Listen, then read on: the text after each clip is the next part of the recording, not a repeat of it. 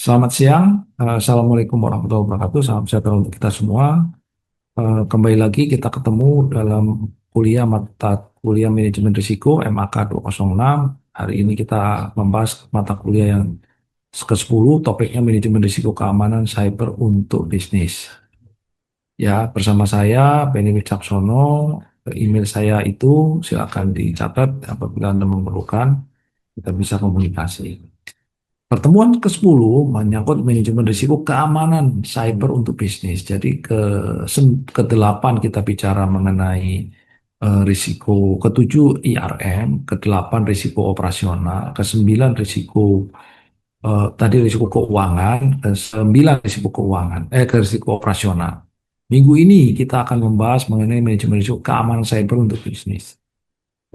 Perlu diketahui bahwa risiko keamanan dan cyber ini merupakan emerging risk, yaitu risiko yang sebenarnya tidak ada dalam definisi awal, tapi tiba-tiba mengemuka sejalan dengan berlakunya Internet of Things dan juga beberapa yang menyangkut mengenai aplikasi internet itu sendiri. Kita akan mempelajari berbagai ancaman dan kerentanan dunia maya yang dihadapi dunia usaha. Cara menilai dan mitigasi risiko-risiko ini mengembangkan rencana respon insiden keamanan cyber yang efektif, serta mengkaji studi kasus dunia nyata dari berbagai industri. Kembangan mendalam tentang topik ini sangat penting bagi kelangsungan keamanan dari bisnis itu sendiri. Definisi keamanan cyber dalam konteks bisnis, yang pertama perlindungan sistem. Keamanan cyber melibatkan perlindungan sistem komputer dan jaringan dari serangan digital dan akses tidak syah.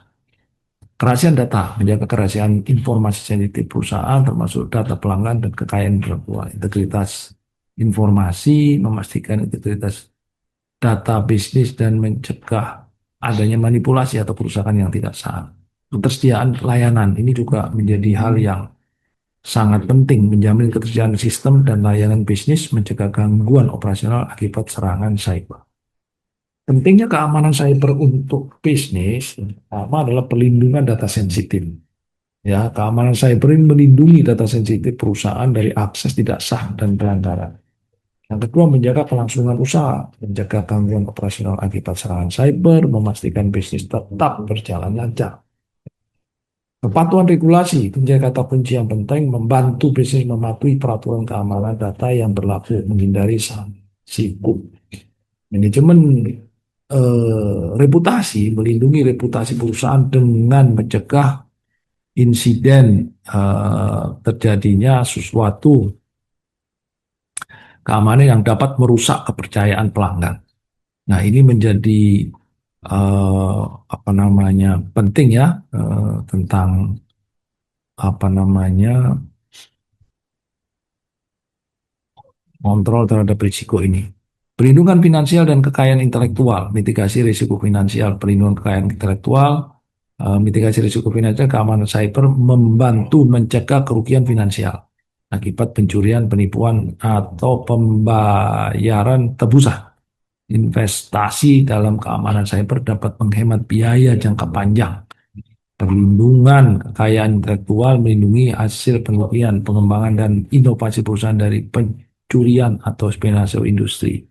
Pencegahan spionase cyber, apa itu artinya? Mengamankan strategi dan rencana bisnis rahasia dari upaya spionase oleh pesaing atau pihak jahat. Melindungi kepentingan strategis jangka panjang dari perusahaan. Keamanan karyawan dan pelanggan, perlindungan identitas, pencegahan penipuan, keamanan data pribadi, dan edukasi keamanan. Perlindungan identitas ini keamanan cyber melindungi identitas karyawan dan pelanggan dari pencurian dan penyalahgunaan. Pencegahan penipuan menerapkan langkah-langkah untuk mencegah penipuan yang mentargetkan karyawan atau pelanggan perusahaan. Keamanan data pribadi, menjaga kerahasiaan dan integritas dari data pribadi karyawan dan pelanggan yang disimpan oleh perusahaan. Edukasi keamanan, memberikan pelatihan dan kesadaran keamanan cyber kepada karyawan dan pelanggan untuk meningkatkan perlindungan menyeluruh. Memungkinkan kemajuan teknologi, ya, adanya cloud system, ya, komputasi, cloud computation, keamanan cyber memungkinkan adopsi aman teknologi cloud, meningkatkan fleksibilitas dan efisiensi bisnis. Yang kedua ada Internet of Things ya. Ini membuat teknologi demikian maju ini mengamankan perangkat Internet of Things dan data yang dihasilkan, memungkinkan inovasi dalam operasional bisnis dan juga yang nggak kalah penting yang sekarang mengemuka adalah AI atau kecerdasan buatan. Ini memastikan implementasi AI yang aman dan etis dalam proses bisnis dan pengambilan keputusan. Yang keempat adalah blockchain. Apa itu blockchain? Blockchain adalah bagaimana ini bisa mengamankan transaksi dan data dari teknologi blockchain untuk meningkatkan transparansi dan kepercayaan. Eh, Selanjutnya manajemen risiko keamanan cyber, bagaimana prosesnya diawali dengan identifikasi risiko, yaitu mengidentifikasi potensi ancaman dan kerentanan dalam sistem dan proses bisnis itu sendiri. Yang kedua adalah analisis dampak, mengevaluasi potensi dampak dari risiko yang teridentifikasi terhadap operasional bisnis. Yang ketiga, mitigasi risiko, mengembangkan dan menerapkan strategi untuk mengurangi atau mengelola risiko yang teridentifikasi. Yang keempat, pemantauan berkelanjutan. Apa itu? Terus memantau dan mengevaluasi efektivitas langkah-langkah mitigasi yang diterapkan. Selanjutnya, ancaman dan tantangan dunia maya dalam bisnis itu bervariasi ya jenis ancaman.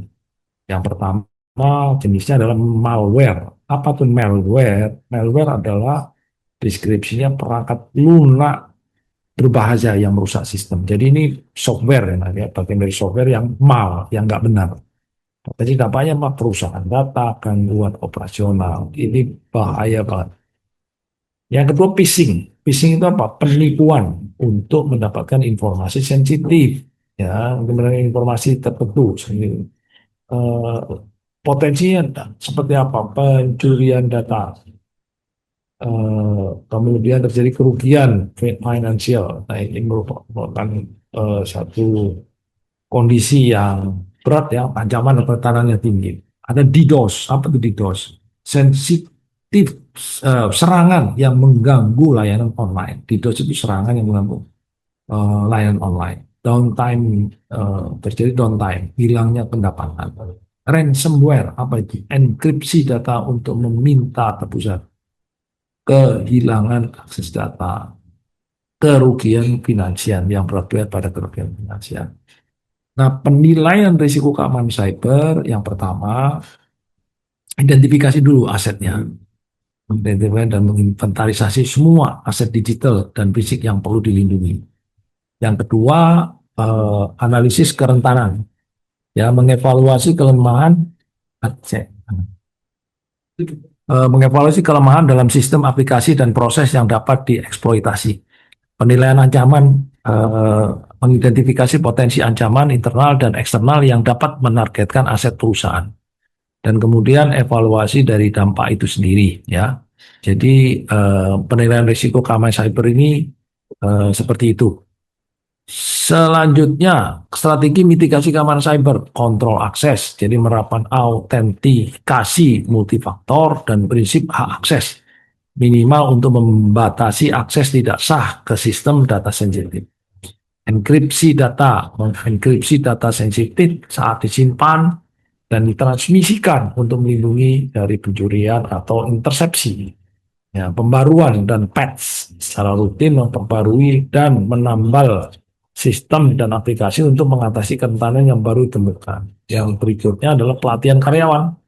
Ini adalah bagian dari mitigasi keamanan cyber yang paling bagus, yaitu memberikan pelatihan keamanan cyber kepada karyawan untuk meningkatkan kesadaran dan mencegah kesalahan dari sisi faktor manusia. Selanjutnya, kita membahas mengenai bagaimana mengembangkan rencana respons insiden keamanan cyber. Pertama dari persiapan, itu mengembangkan kebijakan, prosedur, dan tim respon insiden sebelum insiden itu terjadi. Yang kedua, kita mendeteksi dan kita juga perlu menganalisis, menganalisis potensi insiden keamanan secara cepat dan akurat. Penahanan dan pemulihan apabila diperlukan, menyesuaikan sistem yang terpengaruh dan memulihkan operasi normal secepat mungkin. Untuk pasca insiden apa? Melakukan analisis pasca insiden untuk mempelajari pelajaran dan meningkatkan kesiapsiagaan di masa depan. Jadi ini rangkaian proses untuk mengembangkan rencana respon insiden keamanan cyber. Bagaimana ancaman dan kerentanan dunia maya? Dalam era digital yang terus berkembang, pemahaman tentang ancaman dan kerentanan dunia maya menjadi semakin penting, baik individu maupun organisasi. Ini adalah malware, ancaman perangkat lunak berbahaya, bentuknya virus, worm, ransomware, spyware. Apa itu bedanya? Virus itu program yang dapat direplikasi, worm adalah malware yang menyebar melalui jaringan, ransomware mengenkripsi data dan meminta tebusan. Spyware mengumpulkan informasi dari pengguna tanpa izin. Ini adalah dampak malware, bisa pencurian data, kerusakan sistem, kerugian finansial, dan kerusakan reputasi. Serangan phishing dan rekayasa phishing, rekayasa sosial, dan dampaknya ini kita bisa lihat di situ. Selanjutnya serangan DDoS. Apa itu DDoS? Denial of service dan DOS dan DDoS. DOS dan DDoS ya. DOS itu denial of service, DDoS adalah distributed denial of service. Tujuan serangannya membuat mesin atau sumber daya jaringan menjadi tidak tersedia. Perbedaannya bisa dilihat di sini.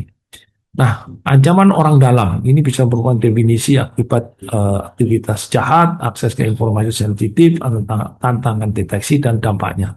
Kesimpulannya, pentingnya keamanan cyber adalah kesadaran berkelanjutan, pendekatan holistik, adaptasi terhadap ancaman baru, dan investasi dalam keamanan. Buku teks yang kita gunakan berbeda dengan yang semula. Kita akan bahas Complete Guide to Cyber Security Risk and Control, Cyber Security Risk Management, Cynthia Broomfield, dan Cyber Security Risk Management, Kurt J. Engelman. Demikian, terima kasih kuliah kita hari ini. Selamat siang. Salam sejahtera untuk kita semua. Assalamualaikum warahmatullahi wabarakatuh.